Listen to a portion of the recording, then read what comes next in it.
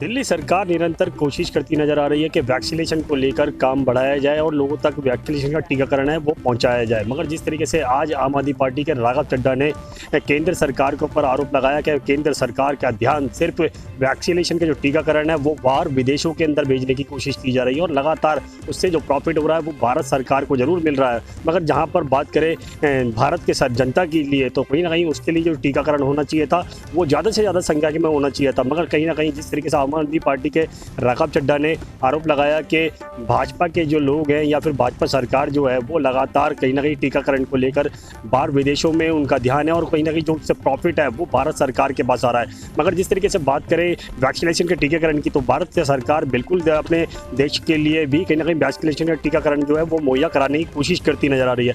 मगर जिस तरीके से सारा ध्यान जो बाहर विदेशों की तरफ है वो कहीं ना कहीं भारत सरकार के लिए पूंजीपति यानी कि बेनिफिट के लिए काम कर रहा है। मगर देखना है जिस तरीके से आरोप लगाए गए हैं आम आदमी पार्टी की तरफ से वो सिर्फ चुनाव को लेकर मद्देनजर रखते हुए इस तरीके का आरोप लगाया गया है या वाकई में ही भारत सरकार या भारतीय जनता पार्टी वो कितना वैक्सीनेशन को लेकर जनता की तरफ उम्मीद कर रही है या वैक्सीनेशन का काम बढ़ाया जा रहा है। क्योंकि जिस तरीके से अभी तक 45 साल से ऊपर के ज़्यादा के लोगों को टीकाकरण दिया जा रहा है उससे साफ जाहिर है अभी 45 साल से नीचे के लोगों के लिए टीकाकरण नहीं दिया गया है। मगर जिस तरीके से आम आदमी पार्टी ने आरोप लगाया कि भाजपा जो है वो कहीं ना कहीं बाहर विदेशों के अंदर टीकाकरण पहुँचा रही है तो कहीं ना कहीं उनके लिए बारे में सोचा जा रहा है न कि भारत के अंदर रहने वाली जनता के बारे में। कहाँ खो गया आपका जो आज आप हिंदुस्तान के लोगों की जान की कीमत कुछ नहीं समझते, लेकिन युगांडा, नाइजीरिया, जिम्बाब्वे, केनिया में बैठे लोगों की जान की कीमत आपके लिए हिंदुस्तान के लोगों की जान की कीमत से ज्यादा हो गई। मैं आपको यह भी बताना चाहूंगा कि अभी ministry of external affairs Bharat सरकार ने एक बड़ी विचित्र चीज हम सबके सामने रखी और कहा कि भारत देश चाइना से कंपीट कर रहा है कि कौन कितनी वैक्सीन एक्सपोर्ट करता है। भारत सरकार आज और भारत सरकार का पूरा तंत्र, पूरी मशीनरी चाइना से इस बात पे टक्कर ले रहा है कि कौन कितनी वैक्सीन एक्सपोर्ट करता है और उन्होंने कहा हम चाइना से 2 कदम आगे ही चल रहे हैं। ये इस बात को लेकर अपनी पीठ थपथपा रहे हैं। वो देश जिसमें 90,000 कुल कोविड पॉजिटिव के केसेस हैं उस देश से हम कंपैरिजन कर रहे हैं अपने देश की जिसमें 90,000 रोज कोविड के नए मरीज आ रहे हैं। कैमरा पर्सन इरफान खान के साथ राजीव तिवारी, एएनबी न्यूज़, दिल्ली। मध्य प्रदेश में लगातार बढ़ रहे कोरोना के आंकड़ों से जहां प्रदेश सरकार पूरी तरह से चिंतित है। मध्य प्रदेश की बात करें तो जहां मध्य प्रदेश में 3178 केस कोरोना पॉजिटिव आए हैं तो वहीं इंदौर की बात करें तो सबसे ज़्यादा मध्य प्रदेश की औद्योगिक राजधानी कहे जाने वाले शहर इंदौर में 737 कोरोना आंकड़े सामने आए, जिसके बाद अब स्वाभाविक सी बात है मध्य प्रदेश सरकार सबसे ज़्यादा कोरोना वैक्सीन को लेकर महत्व दे रही है। जगह जगह पर इंदौर की बात करें तो कई क्षेत्रों पर वैक्सीन सेंटर लगाकर अब लोगों को ज़्यादा से ज़्यादा वैक्सीन के लिए लोगों को जागरूक किया जा रहा है। आमतौर पर देखा गया है कि मध्य प्रदेश सरकार और इंदौर कलेक्टर मनीष सिंह ने जहां पर कई धर्मगुरुओं से बात करके अब मंदिर और मस्जिदों में भी वैक्सीन लगाने का कार्य पर ज़्यादा जोर दिया जा रहा है और यही वजह रही और यही पहल है कि मध्य प्रदेश सरकार और कलेक्टर मनीष सिंह के नेतृत्व में अब इंदौर के जगह जगह पर मंदिर और मस्जिदों में वैक्सीन सेंटर लगाए गए हैं। आज इसी तर्ज पर इंदौर के कई मंदिर और मस्जिदों में वैक्सीन सेंटर लगाया गया जहां पर ज़्यादा से ज़्यादा इंदौर की जनता वैक्सीन लगाने को गई और आमतौर पर देखा गया कि वहां पर 45 प्लस उम्र के दराज के लोग भी वहां पर काफ़ी हतोत्साहित और उत्साहपूर्वक वहां पर जाकर वैक्सीन लगाने का कार्य जो है ज़ोरों से चल रहा है। चूँकि इंदौर में कोरोना संक्रमण लगातार बढ़ रहा है और इंदौर में 737 आंकड़े यानी कि दिन प्रतिदिन कोरोना के आंकड़ों में उछाल हो रही है और अब इसी पर मध्य प्रदेश सरकार का पूरी तरह से जोर है कि अगर हमें कोरोना से बचना है तो वैक्सीन हमें ज़रूर लगवाना है। देखिए वैसे प्रशासन की पहल पे जनता का जो रिस्पांस आज मिला है वो अभूतपूर्व है। सभी इलाकों के जो जनप्रतिनिधि हैं, माननीय जनप्रतिनिधि हैं, समाज के प्रमुख लोग हैं, धर्मगुरु हैं, इन सब के आह्वान पे और चाहे कोई भी दल हो, राजनीतिक दल हो, चाहे कोई सामाजिक संगठन हो, सबके आह्वान पर आज 306 शिविर चल रहे हैं शहर में। मतलब माननीय कलेक्टर महोदय ने युद्ध स्तर पे इसकी प्लानिंग करके 306 शिविर चालू किए हैं और उसका रिस्पांस आपको दिख रहा है। जैसे कि आज नया शिविर चालू हुआ है और अभी मोर देन 80 के आसपास यहाँ लोग आ चुके हैं और रजिस्ट्रेशन हो रहा है और ये बहुत ही पॉजिटिव साइन है। इसी प्रकार जो नए सेंटर्स आज चालू किए गए हैं करीब 51 + 23 74 के आसपास नए सेंटर्स और जोड़े गए हैं। तो एक माहौल बन गया लोगों में कि कोरोना को हराना है तो वैक्सीन लगाना है। और इसी को लेकर अब लोगों को जागरूक करते हुए सरकार नज़र आ रही है और लगातार पहले जहां आम जनता को वैक्सीन लगाई जा रही है, 45+ उम्र के लोगों को वैक्सीन लगाई जा रही है। इसी कड़ी में अब कलेक्टर मनीष सिंह के नेतृत्व में धर्म गुरुओं से मीटिंग करके अब मंदिर और मस्जिदों पर भी वैक्सीन सेंटर बनाकर वहां पर लगाने का कार्य जोरों से चल रहा है। इंदौर मध्य प्रदेश के लिए कैमरा पर्सन अनिल चौधरी के साथ गणेश तिवारी की रिपोर्ट। पानी की परेशानी को दूर करने के लिए जिस तरह से योगी सरकार कई योजनाओं और पानी की पूर्ति करने के लिए योजनाएं ला रही है, लेकिन बुंदेलखंड में आज भी पानी की समस्या से लोग जूझ रहे हैं। आज हम जराकला ग्राम पंचायत के खरेरा गांव में मौजूद हैं। इस गांव के लोगों का कहना है कि वह कई सालों से पानी की समस्या से जूझ रहे हैं। वह गांव में बने तालाब से पानी इस्तेमाल करते हैं और गांव में सिर्फ एक ही ऐसा हैंडपम्प है जिससे पूरा गांव पानी भरता है। वहीं गांव में कई हैंडपम्प लगे हुए हैं लेकिन उनकी हालत खराब है। इसकी शिकायत भी वे कई बार प्रशासन और शासन से कर चुके हैं, लेकिन उनकी व्यवस्थाओं पर कोई भी ध्यान नहीं दे रहा है। समस्या ये है कि गंदगी रहती है, नालियाँ साफ सुथरी होती नहीं है। प्रधानी के लिए हर साल वोट मांगने के लिए आ जाते हैं, कोई सुविधा है नहीं है। कब से परेशानी हो गया 10-12 साल से ऐसा ही है। और क्या क्या समस्या है? यही समस्या है कि सफाई वफाई नहीं होती है, कॉलोनी वालोनी है, कुछ पहचान के दे दे, काट के इसकी दे दी, काट के उसको दे दी। ये कोई बात हुई दो तो सबको दो, नहीं किसी को नहीं दो। वोट मांगने के लिए हर साल आ जाते। पानी की क्या समस्या है? पानी की समस्या क्या, नल चले गए हैं, पानी नहीं है। अब जिला पंचायत चुनाव लगा हुआ है, प्रधान चुनाव लगा हुआ है, कैसे प्रत्याशी को आप चाहते हैं? प्रत्याशी अब जब जनता को खुश कर देगा तो जनता को काम करेगा तो फिर हम लोग भी तैयार है, सब लोग। वहीं चुनाव में अगर उनसे चुनाव के लिए बात की गई तो उन्होंने बताया कि वह ऐसा प्रत्याशी चाहते हैं जो उनकी पानी, शिक्षा, स्वास्थ्य की व्यवस्था को पूरा कर सके। कैमरा पर्सन के साथ मोहम्मद शहजाद, ANB न्यूज़, झांसी। प्रधानमंत्री नरेंद्र मोदी के द्वारा देश की गरीब जनताओं का भला करने के लिए, उन्हें सरकारी योजनाओं का लाभ दिलाने के लिए रोज़ नई नई योजनाएं लाई जा रही हैं। तो अब इन योजनाओं को ठग अपनी कमाई का जरिया बना लिए हैं। अभी जब प्रधानमंत्री आवास योजना शुरू हुआ तो गरीब लोगों को प्रधानमंत्री आवास योजना का आवास दिलाया जाता था, लेकिन अब इसको भी ठग अपनी कमाई का जरिया बना चुके हैं और भोली भाली जनता से ठगी कर रहे हैं। तो आवास के नाम पर एक तरफ लूट की जा रही है ठगों के द्वारा, तो दूसरी ओर अब ठगी करने का नया तरीका अपना चुके हैं और अब ठग मोटरसाइकिल दिलवाने के नाम पर ठगी को अंजाम दे रहे हैं। एक ऐसा ही मामला मध्य प्रदेश के रीवा जिले से निकलकर सामने आया है, जहां रीवा जिले के अमहिया थाने में करीब आधा सैकड़ा लोग शिकायत दर्ज करवाने पहुंचे कि उनसे मोटरसाइकिल दिलवाने के नाम पर 35-35 हज़ार रुपये ठगी कर लिए हैं।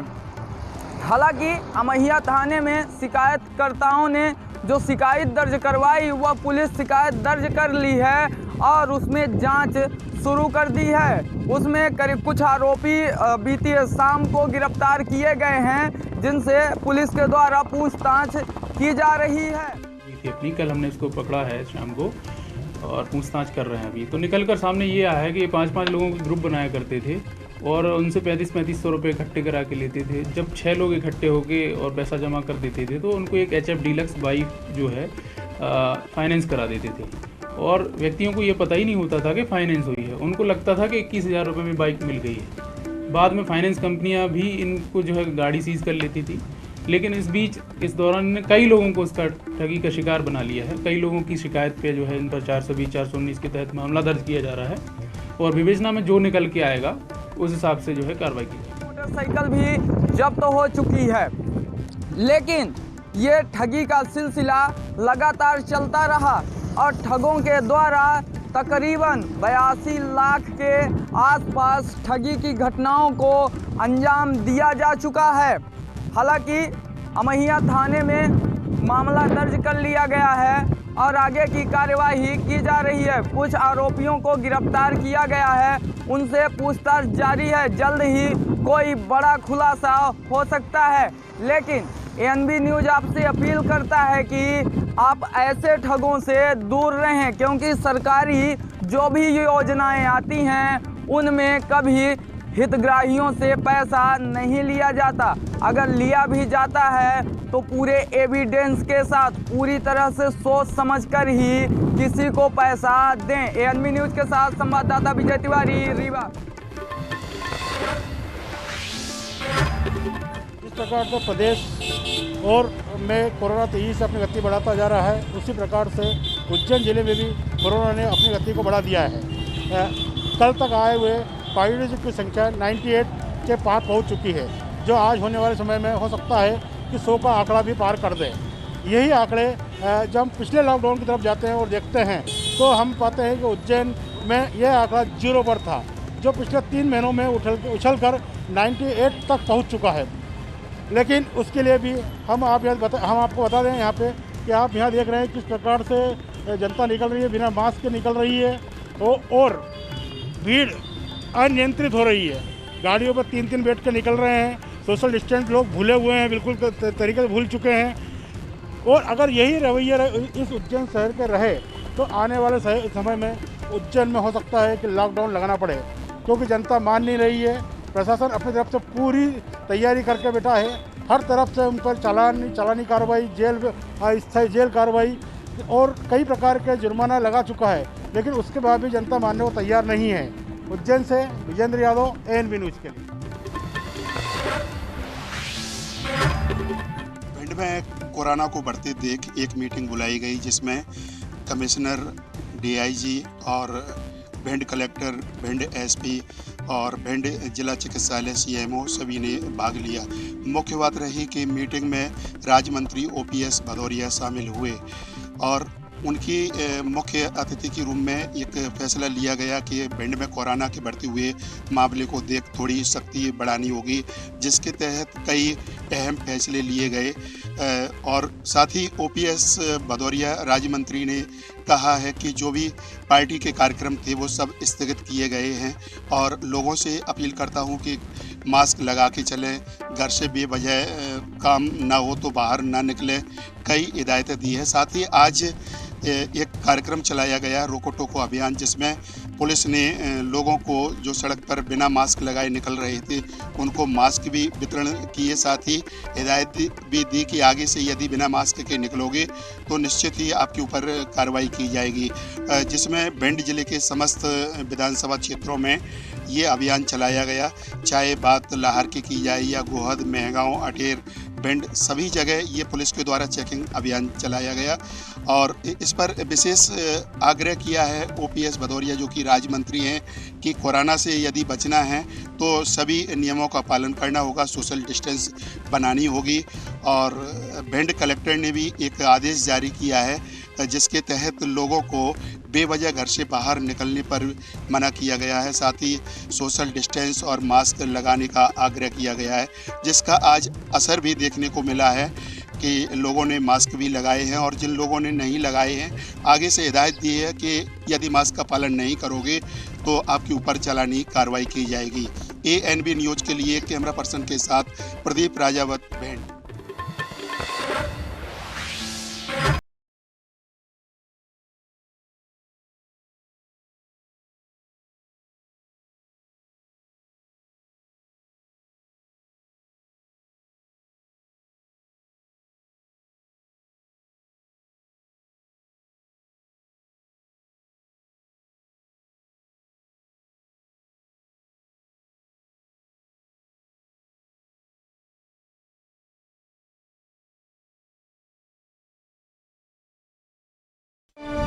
ਨੌਜਵਾਨ ਪੀੜ੍ਹੀ ਨੂੰ ਫੌਜ ਵਿੱਚ ਭਰਤੀ ਦੀ ਤਿਆਰੀ ਕਰਵਾਉਣ ਲਈ Sardar Bahadur Amin Chand Soni armed forces preparatory institute ਦੀ ਸਥਾਪਨਾ ਹੁਸ਼ਿਆਰਪੁਰ ਜ਼ਿਲ੍ਹੇ ਵਿੱਚ ਕੀਤੀ ਜਾ ਰਹੀ ਹੈ। 4 ਵਰ੍ਹਿਆਂ ਤੋਂ ਦੇਸ਼ ਪ੍ਰੇਮ ਦੀ ਭਾਵਨਾ ਪ੍ਰਫੁੱਲਤ ਕਰਦੀ ਪੰਜਾਬ ਸਰਕਾਰ।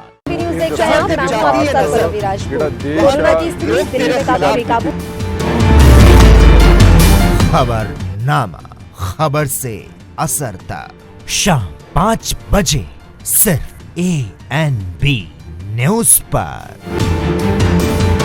क्या आप दुबले पतले कमजोर हैं, आपकी सेहत नहीं बनती, भूख कम लगती है, वजन नहीं बढ़ता? दरअसल मेन बात खाना पीना खाना नहीं है, मेन बात है खाया पिया लगना। और अगर खाया पिया लगेगा ही नहीं तो सेहत बनेगी कैसे?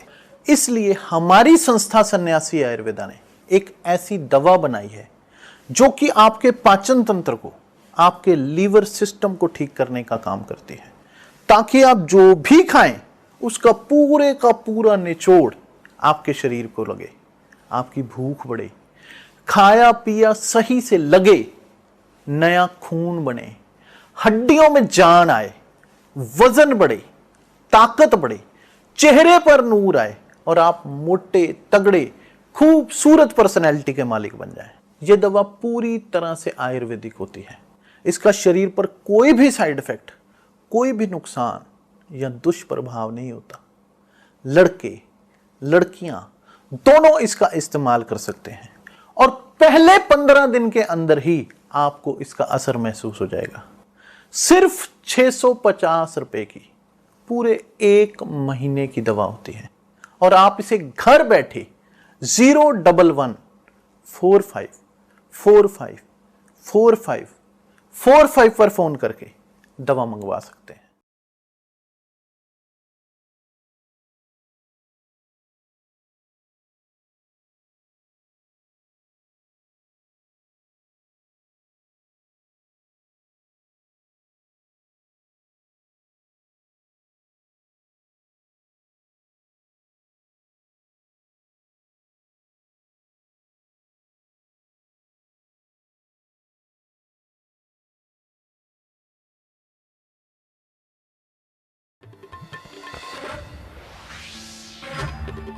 पूरे प्रदेश में पंचायत चुनाव का बिगुल बज चुका है। वहीं बस्ती जनपद में भी पंचायत चुनाव की तैयारियां हो रही हैं। बस्ती जनपद में चौथे चरण में चुनाव होने हैं और यहां 2 मई को चुनाव के रिजल्ट आएंगे। आपको बताते चलें कि ताज़ा मामला बस्ती जनपद के परशुरामपुर विकासखंड से सामने आया है। यहां के पूर्व ब्लॉक प्रमुख त्र्यंबकनाथ पाठक ने एक बीडीसी प्रत्याशी को धमकी दे डाली है और उन्होंने ये तक कह दिया कि किसी की मां ने दूध नहीं पिलाया है कि मुझे प्रमुख बनने से रोका जा सके। त्र्यंबकनाथ पाठक यहीं पर ना रुक करके आगे भी उन्होंने एक पूर्व कैबिनेट मंत्री राजकिशोर सिंह को भी आसक्त कहे। भारतीय जनता पार्टी के नेताओं को क्या हो गया है, ये ऐसे आशब्द कैसे बोल सकते हैं और ये शब्दों की भाषा कैसे, शब्दों की सीमा कैसे लांघकर एक दूसरे पर आरोप प्रत्यारोप लगाते रहते हैं। कैमरा पर्सन सफलू खान के साथ तौफीक खान, ANB न्यूज, बस्ती। उत्तर प्रदेश में योगी सरकार में महिलाओं और बालिकाओं को सुरक्षा देना नामुमकिन साबित हो रहा है। धर्म नगरी अयोध्या में एक 4 साल की बच्ची के साथ गांव के ही लोग द्वारा हैवानियत का शिकार कर डाला।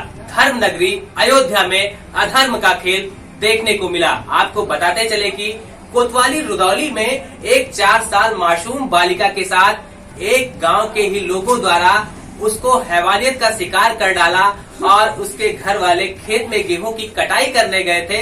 वहीं बालिका को बहला फुसला कर नहर के किनारे ले गए और हैवानियत कर डाली, जिस संबंध में उस बच्ची की इलाज के दौरान इंजर्ड हो गई। ऐसे में उसकी मां का कहना है कि ऐसे दोषियों पर तत्काल रूप से फांसी की सजा होनी चाहिए। जिस तरीके से उत्तर प्रदेश की योगी सरकार ने राम राज की स्थापना की बात की थी, वहीं महिलाओं को सुरक्षा प्रदान करने के लिए तमाम प्रकार के हेल्पलाइन नंबर को जारी किया गया है। वहीं अपराधों को रोकने के लिए उत्तर प्रदेश की योगी सरकार ने अहम कदम उठाया, लेकिन इसके बावजूद भी कहीं न कहीं बालिका और महिलाओं को सुरक्षा प्रदान नहीं हो पा रही है। अपराधी दिन दिन बढ़ रहे हैं। आखिरकार क्या उनको कानून का खौफ नहीं है? ऐसे में उसके माता पिता और परिजन का आरोप है कि ऐसे लोगों पर तत्काल रूप से फांसी की सजा सुनाई जाए। थाना रुदौली क्षेत्र के ग्राम शुक्लापुर में घर के बाहर खेलती हुई एक 4 वर्षीय बालिका को गांव के एक ज्ञानचंद नाम के लड़के ने उठा लिया और गांव के बाहर नहर के पास ले जाकर उसके साथ दुष्कर्म किया। बालिका के चाचा की तहरीर के आधार पर अभियोग पंजीकृत कर कार्रवाई की जा रही है।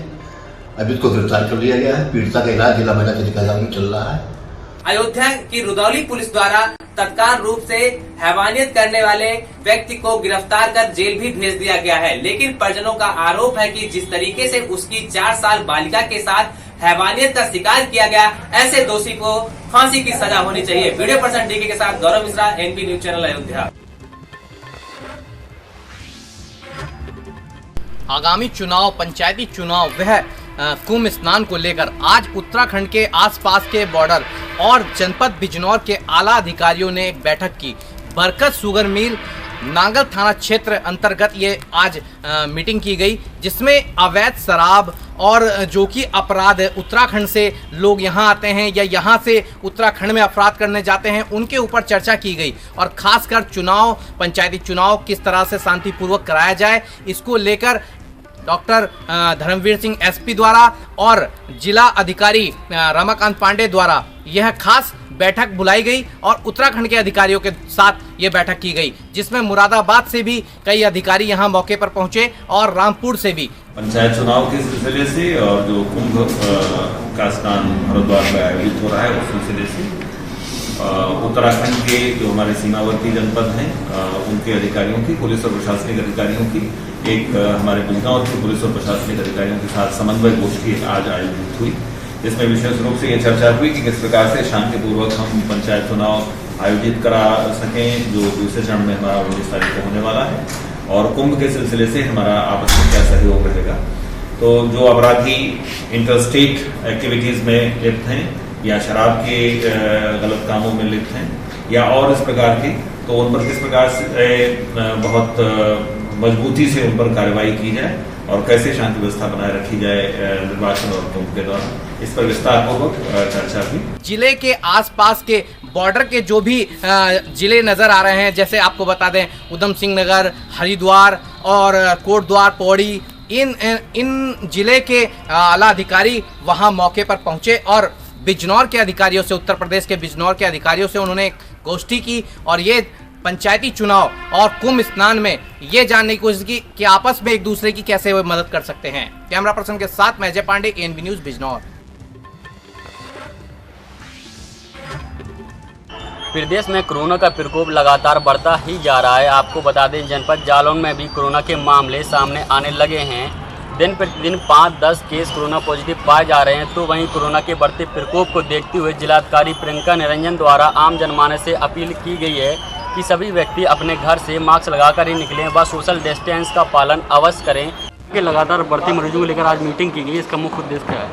इसमें आप देख रहे हैं, जैसा कि आप और हम सभी देख रहे हैं, प्रदेश में और देश में कोरोना की सेकेंड वेव आ रही है, तो इसको लेकर लोगों को जागरूक करने के लिए और अपने ज़िले की सभी व्यवस्थाओं को दुरुस्त करने के लिए ये मीटिंग बुलाई गई थी, जिसमें सभी प्रशासनिक अधिकारियों को निर्देश दिए गए और आम जनमानस और व्यापार मंडल से गुजारिश की गई कि जिस तरह से कोरोना को लेकर आपकी विभिन्न गतिविधियाँ हैं, आप जिन उपायों का प्रयोग करते रहें, मास्क और सोशल डिस्टेंसिंग मेंटेन करना है, इनको आप निश्चित करें, इसमें किसी प्रकार की कोताही ना हो, अधिक से अधिक लोग वैक्सीनेशन कराएं ताकि इस महामारी से संकट निपट सकें। साथ ही सभी दुकानदार व प्रतिष्ठान संचालक मास्क लगाकर ही सामग्री बेचें एवं बिना मास्क लगाए किसी भी व्यक्ति को सामग्री न दें। यदि जनपद में कोई भी व्यक्ति बिना मास्क लगाए भ्रमण करते पाया जाता है तो राष्ट्रीय आपदा अधिनियम 2005 नियति प्राविधानों के अंतर्गत प्राधान्यता शक्तियों का प्रयोग करते हुए नियम अनुसार अधिनियम आर्थिक दंड आरोपित किया जाएगा, जिसके हेतु विकास भवन में मीटिंग की गई। मीटिंग के दौरान सभी उप जिलाधिकारी एवं पुलिस अधिकारियों को निर्देश दे दिए गए हैं। ANB news Mangrajpur Jalaun.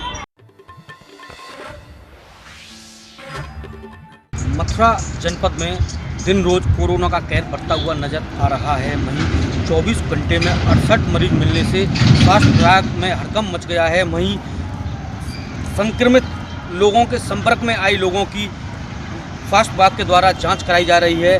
वहीं मथुरा प्रशासन के द्वारा सभी लोगों से अपील भी की जा रही है कि वो सोशल डिस्टेंसिंग बनाएं और मास्क लगाएं। वहीं उत्तर प्रदेश सरकार के द्वारा गाइडलाइंस भी जारी की गई हैं कि अगर किसी भी क्षेत्र में अगर एक मरीज मिलता है तो करीब 20 घरों को वहाँ सील किया जाएगा। उसको देखते हुए सभी लोगों से अपील भी की जा रही है कि घरों में रहें और सोशल डिस्टेंसों का पालन करें और मास्क लगाएं। मथुरा से रिंकू शर्मा, ANB न्यूज़।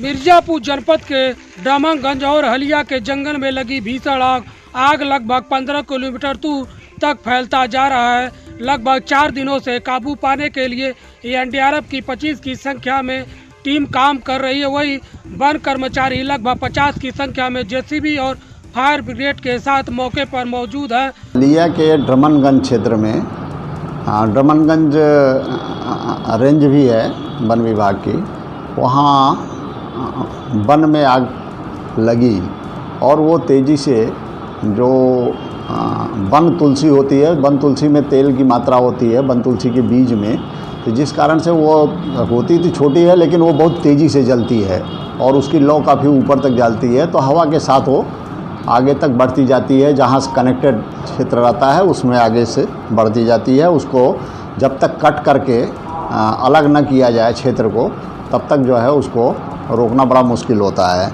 तो यही स्थिति उस जंगल में रही कि ये जो वन तुलसी का पौधा सूखा हुआ है और उस पर बीज लगे हुए हैं, उससे आग तेज़ी से फैल रही है। वो जैसे तेल जलता हो उस तरह की लौ काफ़ी ऊपर तक है। वही जंगल में आग दूर फैलता जा रहा है। वही आसपास के गांव को भी अलर्ट किया गया है। वही वन विभाग के तरफ से आला अधिकारियों को भी पल पल की जानकारी दी जा रही है। मिर्जापुर से ANB न्यूज़ संवाददाता रामकुमार सिंह। यहाँ उत्तर प्रदेश में कोरोना के मरीजों की संख्या लगातार बढ़ती दिखाई दे रही है। वहीं पर इसको देखते हुए अमेठी प्रशासन भी, स्वास्थ्य विभाग सख्त नज़र आ रहा है। ऐसे में अमेठी रेलवे स्टेशन पर जो भी ट्रेनें बाहर प्रदेशों से आ रही हैं, चाहे वो महाराष्ट्र हो, चाहे वो दिल्ली हो या पंजाब हो, वहाँ से जो भी ट्रेनें आ रही हैं उनके मरीजों की यहाँ पर कोविड जाँच की जा रही है। और ऐसे में अमेठी प्रशासन लगातार सख्त होता जा रहा है क्योंकि अमेठी में लगातार कोरोना के मरीजों की संख्या बढ़ती जा रही है। ऐसे में कहीं ना कहीं लोगों को जागरूक करने के लिए प्रशासन भी अपने पूरे तरीके अपना रहा है, लोगों को जागरूक कर रहा है। कैमरामैन संजय यादव के साथ राजकुमार जायसवाल, ANB न्यूज़ अमेठी।